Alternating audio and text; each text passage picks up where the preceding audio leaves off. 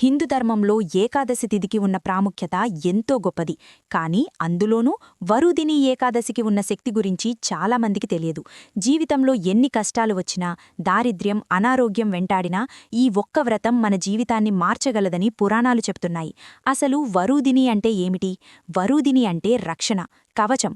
యుద్ధంలో కవచం సైనికుణ్ణి ఎలా కాపాడుతుందో ఈ వ్రతం భక్తుణ్ణి పాపాల నుండి, దురదృష్టం నుండి అలాగే కాపాడుతుంది.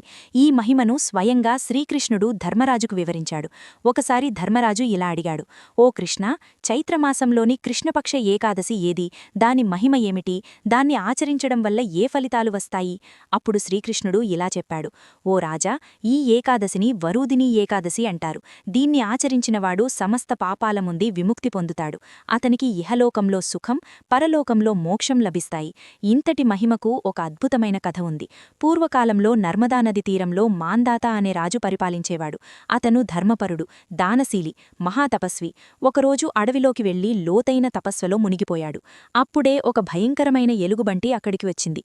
ఆ ఎలుగుబంటి రాజు కాలను నమలడం ప్రారంభించింది. అతన్ని అడవిలోకి లాగుతూ తీసుకెళ్ళింది. అది చూసిన ఎవ్వరైనా కోపంతో స్పందిస్తారు. కాని ఆ రాజు అలా చెయ్యలేదు. అతను భక్తితో శ్రీమహావిష్ణువుని స్మరించాడు. ఆ భక్తి పిలుపు విన్న వెంటనే శ్రీమహావిష్ణువు ప్రత్యక్షమయ్యాడు. తన సుదర్శన చక్రంతో ఆ ఎలుగుబంటిని సంహరించాడు. కాని అప్పటికే రాజు తన కాలును కోల్పోయాడు. రాజు బాధతో నిలబడ్డాడు.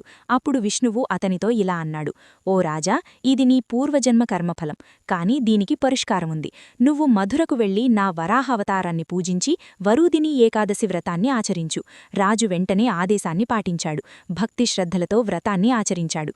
అప్పుడొక అద్భుతం జరిగింది. అతని శరీరం మళ్లీ సంపూర్ణమైంది. తన కోల్పోయిన కాలు తిరిగివచ్చింది. అంతేకాదు, అతను పాపాల నుండి విముక్తి పొంది చివరికి స్వర్గప్రాప్తి పొందాడు. ఈ వరుదిని ఏకాదశి మహిమ వల్ల దారిద్ర్యం తొలగుతుంది, అనారోగ్యం తగ్గుతుంది, జీవితంలో శుభాలు కలుగుతాయి. పురాణాలు చెబుతున్నాయి, ఈ వ్రతాన్ని ఆచరించినవాడు వేల సంవత్సరాల తపస్సు చేసిన ఫలితాన్ని పొందుతాడు. అన్నదానం, సువర్ణదానం వంటి మహాదానాల ఫలితము ఈ ఒక్క వ్రతంతోనే లభిస్తుంది.